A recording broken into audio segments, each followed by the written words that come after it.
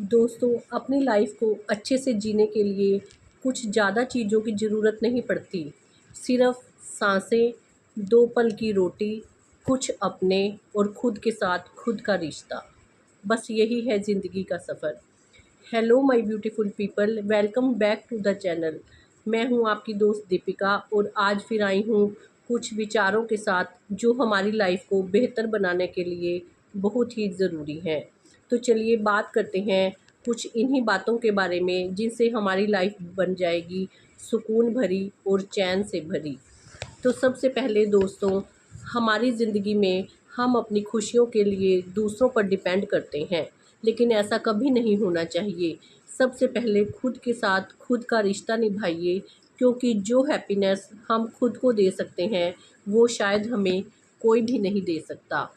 इसलिए जब भी उम्मीद रखनी हो, खुद से रखिए, खुद के लिए काम कीजिए और खुद के साथ रिश्ता निभाइए। और दोस्तों, जो खुशियाँ होती हैं वो बड़ी-बड़ी बातों से हमें नहीं मिलती, बड़ी-बड़ी अचीवमेंट से भी नहीं मिलती। हमारी लाइफ में छोटी-छोटी खुशियाँ चारों ओर फैली हुई हैं, जिन्हें हम कभी देखते ही नहीं हैं। जैसे फॉर एग्ज़ाम्पल हम लेते हैं कि जब हम साथ में बैठकर अपनी फैमिली के साथ खाना खाते हैं, तब भी वो पल बहुत खुशियों से भरे हो सकते हैं। तो उन पलों को खुश होकर एन्जॉय कीजिए, उन्हें अपनी लाइफ का अहम हिस्सा बनाइए। इसी तरह से अगर हम हरी-भरी हरियाली को देखते हैं, उसमें छोटे-छोटे पक्षियों का चहचहाना, फुदफुदाना देखते हैं, तो भी इनसे हमें बहुत खुशी मिल सकती है। इसी तरह जब हम अपने माँ-बाप के गले मिलते हैं, अपने बच्चों को अपनी गोद में लिटाते हैं, तो इससे अच्छी खुशी तो हमें कहीं नहीं मिल सकती। तो दोस्तों, कहने का मतलब ये है कि बड़ी-बड़ी खुशियों के पीछे मत भागिए, क्योंकि ज़िंदगी का कोई भरोसा नहीं है।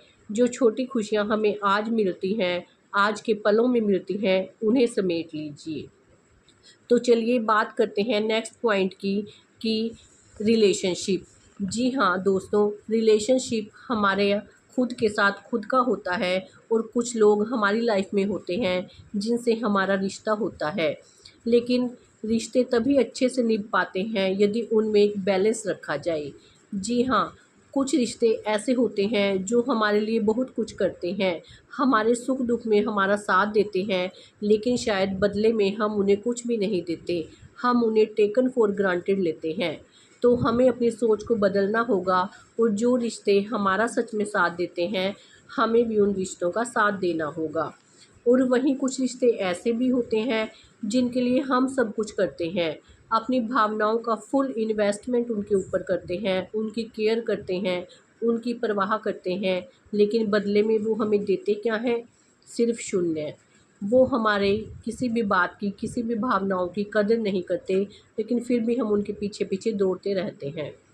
तो ज़रा यहाँ पर ज़रूरत है रुकने की और ख़ुद को ये देखने की कि हम कौन से रिश्ते में बैलेंस कर रहे हैं।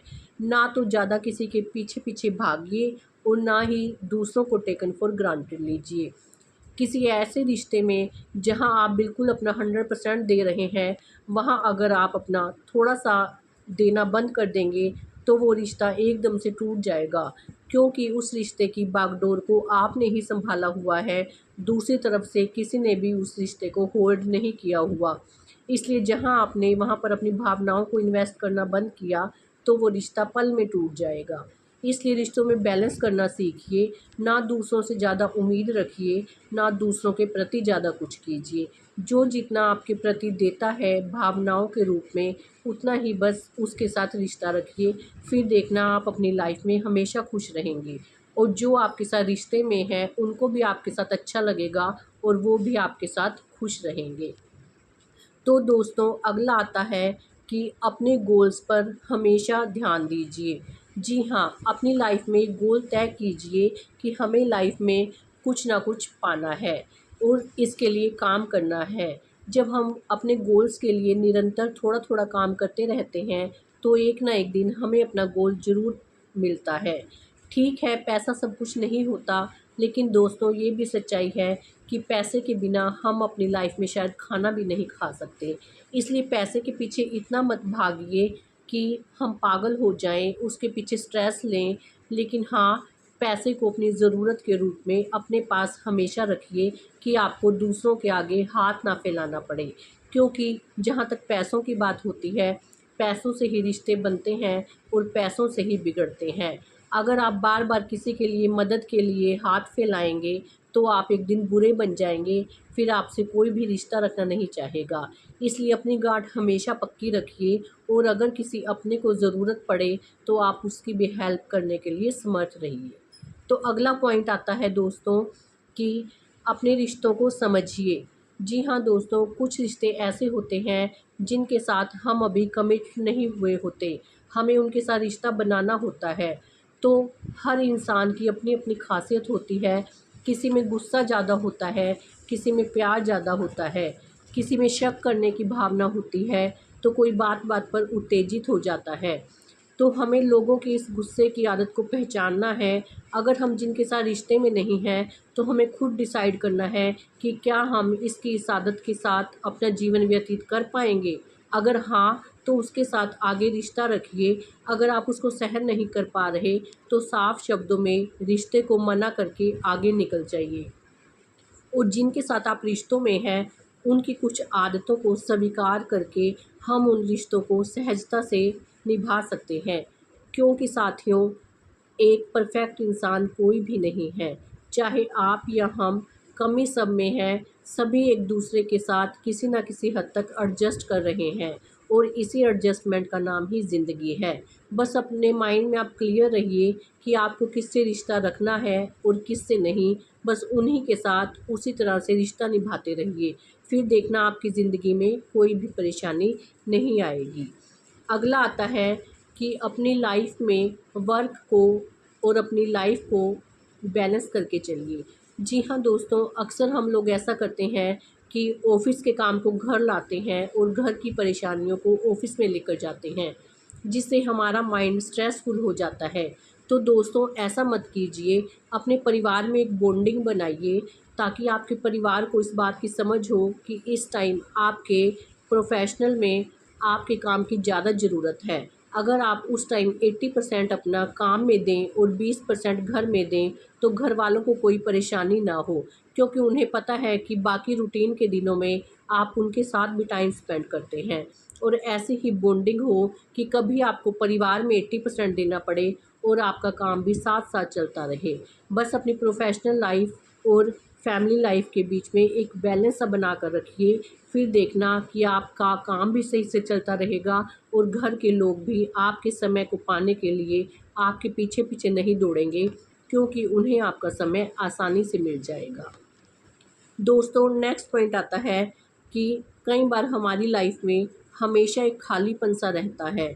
हम दूसरों के लिए बहुत कुछ करते हैं लेकिन फिर भी कोई हमारे काम को नहीं गिनता। तो साथियों, सबसे पहले तो ये सोचिए कि कई बार हमें ना कहने की ज़रूरत होती है लेकिन फिर भी हम अच्छा बनने के लिए ना नहीं कहते, जिसके कारण हम अंदर ही अंदर घुटते रहते हैं और हमें अंदर ही अंदर खालीपन महसूस होता है। तो दोस्तों, कई बार ऐसी ज़िंदगी में सिचुएशन आती है कि ना कहना बहुत ज़रूरी होता है। हम ना कहकर बुरे नहीं बनते, बल्कि अपनी सिचुएशन को किसी को आराम से समझाइए कि मैं आपका काम अभी नहीं कर सकता, जब पॉसिबल होगा तो मैं आपका काम कर दूँगा, या मेरा अभी काम करने का मूड नहीं है, थोड़ी देर में जब मन शांत होगा मैं आपका काम कर दूँगा। लेकिन किसी को ज़बरदस्ती हाँ कहने के बाद उस काम को खुंदक में या गुस्से में मत कीजिए, क्योंकि उससे हमेशा आपके मन में खालीपन रहेगा जो आप नहीं करना चाहते हैं। अगर वो ज़बरदस्ती आप करेंगे तो ना तो वो काम अच्छे से होगा, ना आपका मन शांत होगा और ना आप सामने वाले को भी खुश कर पाएंगे। इसलिए थोड़ा सा टाइम अपने मन को दीजिए, मन को समझिए और मन के मुताबिक भी काम करने की आदत डालिए। नेक्स्ट है कि ना से बेहतर है कुछ कर पाना।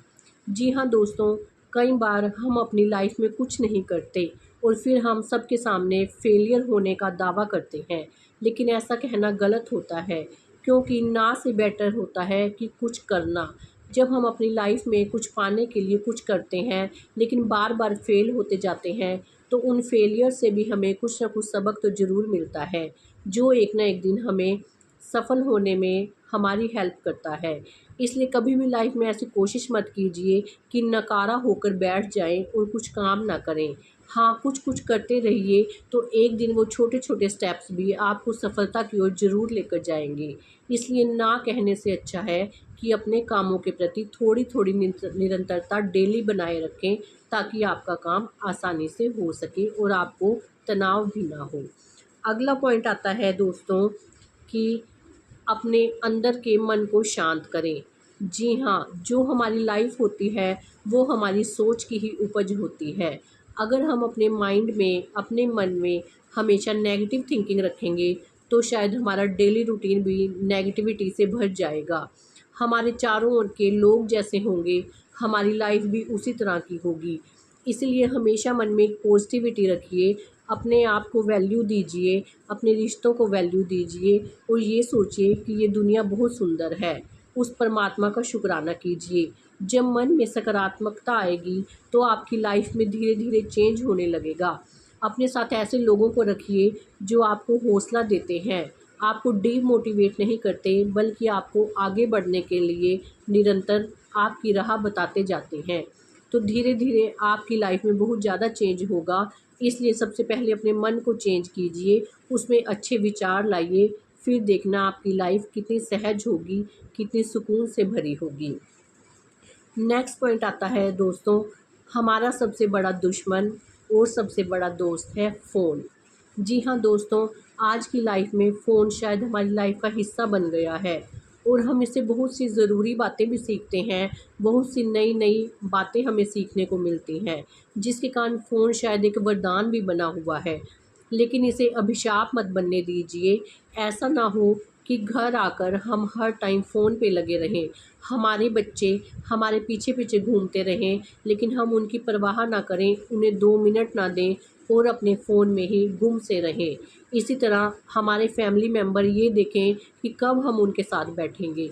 अगर हम उनके साथ भी बैठे हैं तो भी बस फ़ोन में ही इन्वॉल्व रहें, उन्हें टेकन फॉर ग्रांटेड लें।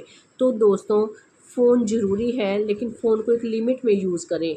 एक अपनी बाउंड्री सेट करें कि हमें फ़ोन को कितनी देर देखना है।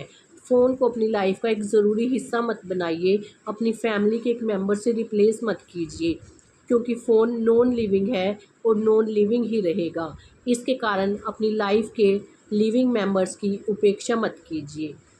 और साथियों, हमेशा उस परमात्मा का शुक्राना कीजिए कि जो उन्होंने दिया है हमें, वो बहुतों के पास नहीं है। उसके सामने प्रेयर कीजिए कि जो हमारी लाइफ में कमी है या थोड़ी बहुत दिक्कत है, उन्हें भी परमात्मा आपसे दूर कर दे और आपकी लाइफ को सुखी बनाए। हमेशा प्रभु के आगे शुक्राना ज़रूर कीजिए दोस्तों। तो इन्हीं सभी बातों को ध्यान में रखकर और अपनी लाइफ में इम्प्लीमेंट करके हम अपनी लाइफ को थोड़ा सा सहज और सुकून भरा बना सकते हैं। तो चलिए दोस्तों, आज के लिए इतना ही। मिलूँगी आपसे फिर से कुछ नए शब्दों के साथ, नए विचारों के साथ। टिल देन दोस्तों, बाय बाय।